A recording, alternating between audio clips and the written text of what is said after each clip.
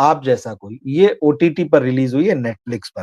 तो अव्वल तो इस फ़िल्म को देखने के लिए आपके पास नेटफ्लिक्स का सब्सक्रिप्शन होना चाहिए, और नहीं है तब भी आपको जानना चाहिए कि ये फ़िल्म आखिर बनी कैसी है। दरअसल आप जैसा कोई, ये जो फ़िल्म है, ये विवेक सोनी इस फ़िल्म के डायरेक्टर हैं। इन्होंने पिछली फ़िल्म भी नेटफ्लिक्स के लिए बनाई थी, मीनाक्षी सुंदरेश्वर। वो फ़िल्म बहुत अच्छी थी, और उस फ़िल्म में सानिया मल्होत्रा थीं और उन्होंने बहुत अच्छा काम किया था, इंटरेस्टिंग फ़िल्म थी।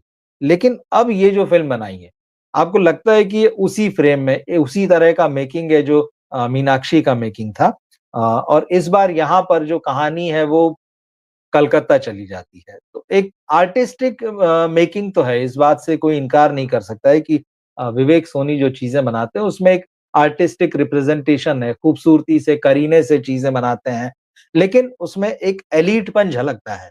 तो वो आम आदमी का सिनेमा नहीं है।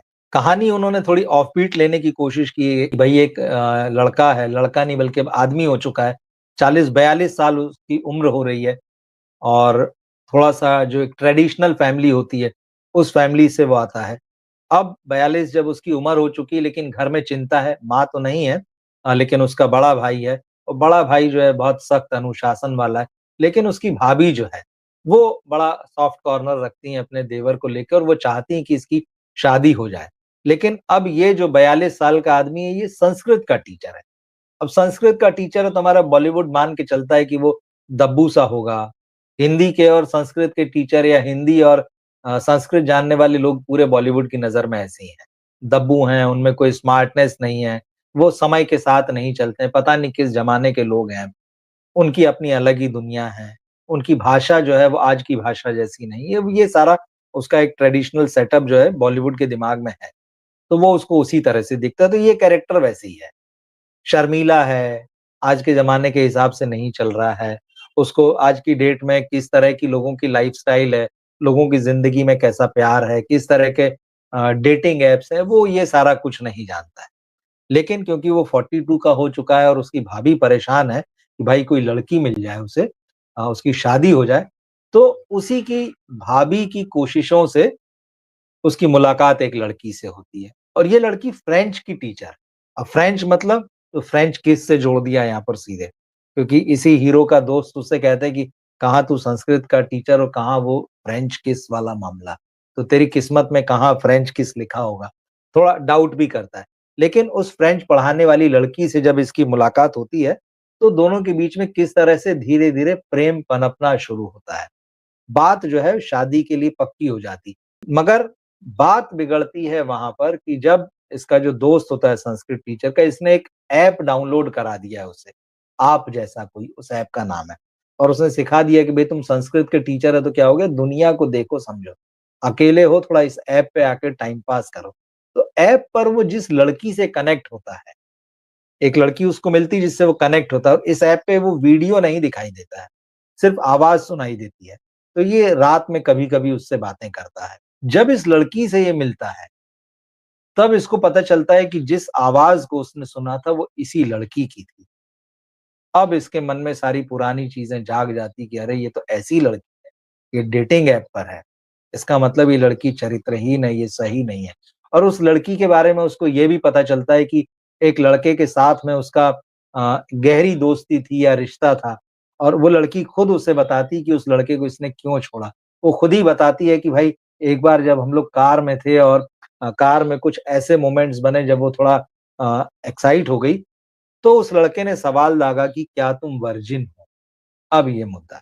तो कुल मिला के ये फ़िल्म जो है फेमिनिज़्म वाले ज़ोन में चली जाती है, और इस बात के लिए मर्दों की बड़ी लानत-मलामत करती है कि आप वर्जिन वाइफ़ क्यों ढूँढते हैं?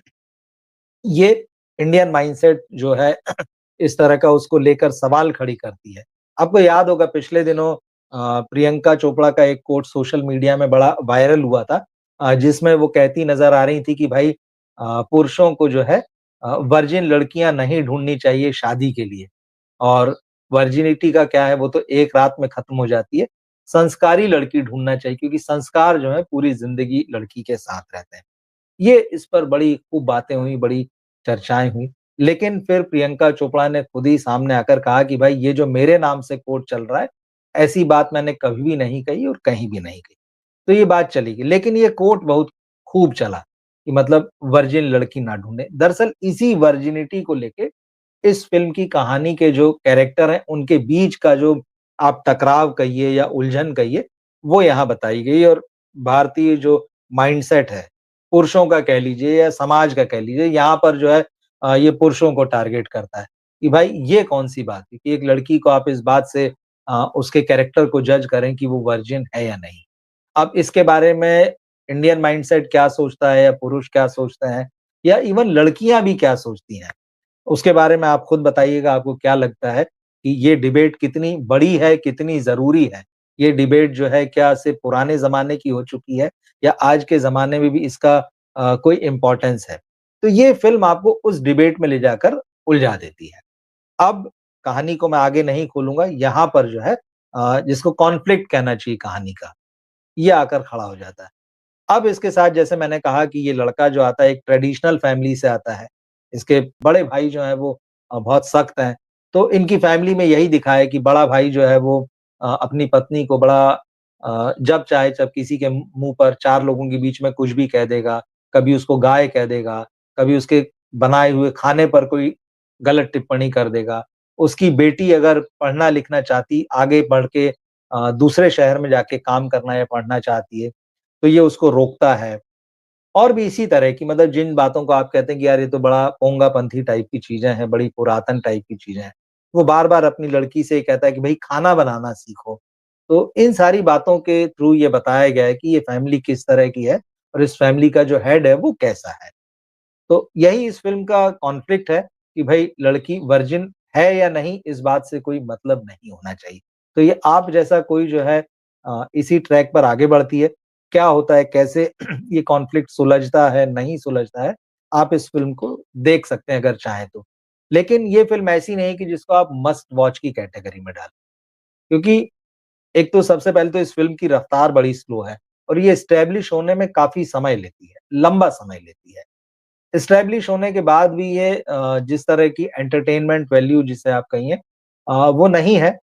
फ़ातिमा सना शेख अच्छी लगी हैं, आर माधवन ने अच्छा काम किया, हालाँकि उन्होंने इससे बेहतर बहुत सारे काम किए हैं।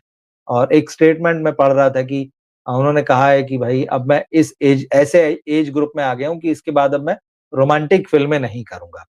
अब हालाँकि मुझे नहीं लगता है कि किसी एक्टर को ऐसा कोई रिज़र्वेशन रखना चाहिए कि किसी ख़ास एज ग्रुप में आकर कोई ख़ास एज ग्रुप में उस तरह का काम नहीं करूँगा। आपको निशब्द फ़िल्म याद होगी, अमिताभ बच्चन, जिसमें वो जिया खान के साथ थे। दोनों के बीच में एक लंबा लगभग शायद 40 एक साल का डिफ़रेंस था और एक वो लव स्टोरी थी। तो ऐसा कोई रिज़र्वेशन जो है रखें कि भाई मैं अब इतने साल का हो गया हूँ और अब मैं ऐसे रोल नहीं कर बॉलीवुड के तमाम बड़े एक्टर्स को देख लीजिए, आमिर, शाहरुख, सलमान, अक्षय उसके अलावा अजय देवगन या इवन अब रणवीर सिंह का भी जो नई फ़िल्म आ रही धुरंधर, उसमें उनके साथ जो नई एक्ट्रेस लॉन्च हो रही है, सारा अर्जुन। तो रणवीर और सारा की एज में 20 साल का डिफ़रेंस है, इसको लेके बहुत सारी बातें हो रही। तो ये हालाँकि उनकी अपनी मर्ज़ी है आर माधवन की, कि वो पर्दे पर रोमांटिक रोल करना चाहते हैं कि नहीं चाहते हैं, वो उनका सिलेक्शन। लेकिन ये कहना कि ऐज की वजह से अमिताभ को लेकर चीनी कम भी याद आती है। वो भी बड़े ऐज डिफरेंस की कहानी थी। हीरोइन का पिता जो होता है फ़िल्म में वो अमिताभ बच्चन की उम्र का होता है। तब्बू थी उनके साथ में, परेश रावल उनके फादर के रोल में थे। कहानियों की अपनी जगह है उसमें कोई समस्या नहीं है और कहानी बहुत सारे मुद्दों को उठाती है। समय-समय पर कहानियों में बहुत सारे बदला समय कैसे बदल रहा है फ़िल्म और सिनेमा हमें दिखाता है। और वो किस तरह से दिखाता है, उसके पीछे उसका क्या डिस्कोर्स है, क्या वो बातें कर रहा है वो सारी चीज़ें अलग है। लेकिन ये जो फ़िल्म है, आप जैसा कोई, ये एक फेमिनिज़्म के एकदम ज़ोन में चली जाती है और फिर होता है कि भई मर्दों की पिटाई करो, मर्दों की सोच की ठुकाई करो कि ऐसा क्यों सोचते हो, समय बदल चुका है, ये वो सारी चीज़ें। तो ये मेल बैशिंग वाले मामले में चली जाती है और आपको बहुत सारा सबक सिखाने की कोशिश करती है कि समाज बदल गया है, सोसाइटी बदल गई है। इस पर कभी हम जिस तरह से सिनेमा मेट्रो इन दिनों में दिखाया, जिस तरह का ये फ़िल्म दिखा रही है या जिस तरह से आँखों की गुस्ताखियाँ में जिस तरह से हीरो-हीरोइन के बीच में रिलेशनशिप डेवलप होते हुए दिखाया गया या उसमें भी कहीं न कहीं ये बात आती है कि भई पुराना रिलेशनशिप तो है तो क्या हो गया? नए रिलेशनशिप में जो लड़का दिख रहा है, उसको एक्सेप्ट कर लेना चाहिए। ये एक नए किस्म का नई सोसाइटी जिसको खास तौर पे जेन ज़ी को संबोधित किया जा रहा है। कहा जा रहा है कि जेन ज़ी इसी तरह से देखती और सोचती है, उसको इन सब चीज़ों से कोई मतलब नहीं है। लेकिन क्या वाक़ई सोसाइटी ऐसी हो चुकी है, बदल चुकी है कि जिसमें मैरिड लोग जो हैं उनके एक्स्ट्रा मैरिटल रिलेशन जो हैं लोगों ने एक्सेप्ट कर लिए हैं या मैरिज से पहले के इस तरह के जो फिजिकल रिलेशंस हैं उसको लेके सोसाइटी बहुत खुल गई है। सिनेमा अब इसको बहुत बॉलीवुड का सिनेमा बहुत तेज़ी से इधर मुझे लगता है कि वो दिखा रहा है, वो रिफ्लेक्ट कर रहा है और कहीं न कहीं उसके अंदर ये है जिस तरह का डिस्कोर्स वो पैदा करना चाहता है कि इसको एक्सेप्ट किया जाना चाहिए। इसको ऐसे नहीं देखा जाना चाहिए कि अरे! ये तो हमारी सोसाइटी में नहीं होता है या ये हमारी सोसाइटी की बात नहीं है। इसको एक्सेप्ट किया जाना चाहिए। बॉलीवुड इस तरह के आग्रह करते हुए नज़र आता है।